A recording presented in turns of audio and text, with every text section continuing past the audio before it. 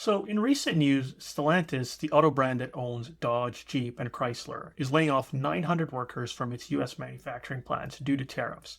Now, the UAW, the United Auto Workers Association, are calling out Stellantis and saying that they knew this was happening for months. This is another sign of Stellantis' mismanagement in which the auto workers have to pay for. Hey guys, welcome back to the channel. Appreciate you guys tuning in and listening as always.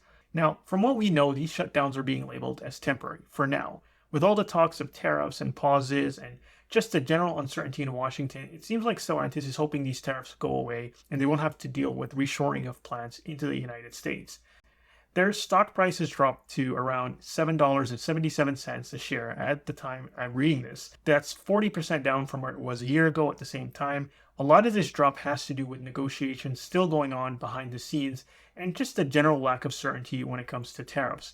But Stellantis has been having problems before this. Stellantis, for the last couple of years, was a textbook example of everything wrong with the auto industry.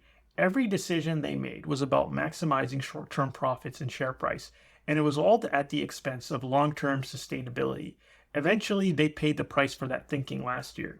In 2024, Stellantis posted a 70% decline in profits from the previous year, which surprised no one. High levels of unsold inventory at the end of the year forced them to use their cash reserves to help dealers move leftover stock, basically paying these dealers to move metal. From what I could see around February of 2025, it seemed like on average, your typical Jeep and Ram dealer had about 33% of their units as previous year units that they couldn't sell, which, was insane. But there were some dealerships that had like 2/3 of their units as previous years. So these dealerships were bleeding money left and right. Even my own local dealer, there was so many unsold Jeeps and Rams on their lots that they had to rent out extra space. A lot of Stellantis' problems go back to their post-pandemic strategy. Their former CEO, Carlos Tavares, was both greedy and short-sighted. He turned Stellantis into the stereotypical, sleazy, greedy corporation that is constantly increasing prices, cutting costs, and laying off workers despite making more and more profits. Now, his mistake was he thought that he could do this in perpetuity as if it was sustainable. He wanted to have his cake and eat it too. So under his guidance, during the pandemic times, Stellantis continued to raise prices while aggressively cutting costs. And they screwed over a lot of their loyal customers, people who bought Jeeps or Rams because that's all their parents and grandparents bought. So a lot of these customers eventually felt betrayed because these vehicles were overpriced and the quality just wasn't there. And instead of scaling back these policies after that pandemic, Stellantis just ended up continuing to do the same even when the market was getting back to normal. Stellantis was still overcharging for Jeeps and Rams, and the quality did not justify the price. Not that you can make the quality of a Ram and Jeep justify the insane prices Stellantis was asking for them. I mean, we're talking about Rams and Jeeps here. They're supposed to be everyday blue-collar vehicles.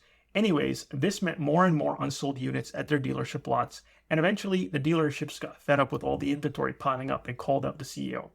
Now, that's past news. The CEO is fired. I think he's been fired for the last 3 months. He hasn't been with them. And the company has been trying to clean up the mess he's created. They also had to reduce production by about 100,000 vehicles because no one was buying their cars. Now, here's the thing. Stellantis went from greedy and delusional to a brand that just has no plan and just responds to what's happening while trying to deal with previous mistakes.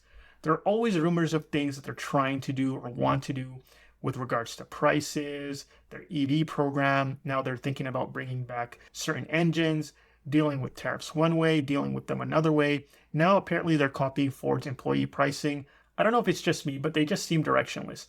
Add to that Trump's mixed signals with tariffs and EPA deregulations, and that probably plays a massive factor in all of this. But nonetheless, this is a company that has no vision for the future. Now, with regards to these layoffs, in my opinion, this is an indirect way for Stellantis to limit production and save face. They know a lot of their dealers do not want more inventory. People are just not buying Jeeps and Rams, even with all the discounts and BS employee pricing. And Stellantis doesn't want to admit that because it'll probably take their stock price even further. So this tariff fiasco gives them a way to cut production even further without admitting they're struggling to sell cars. Stellantis, in my opinion, is a company that's refusing to acknowledge their product is not worth what they're charging. The last day supply report by Cox Automotive had Jeep at 128 days of supply and Ram at 120 days of supply, against an average day supply of 96. This is like after half a year of incentives and discounts. They did all of those discounts and burned through so much cash just to still be at the bottom of the barrel in terms of sales. I mean, this is just ridiculous. They're giving out discounts and cutting productions just so that they can be a bottom brand. If you have to constantly cut production and prices, shouldn't that tell you your product is priced too high? It just doesn't make any sense to me. But anyways, I think they're just going to continue to keep doing this until they find some direction, because right now they have none. They're just responding to what's happening. But anyways, that's all I have to say for now. Let me know what you guys think in the comment section below. And as always, if you enjoyed this, make sure to click like and subscribe. See you in the next one.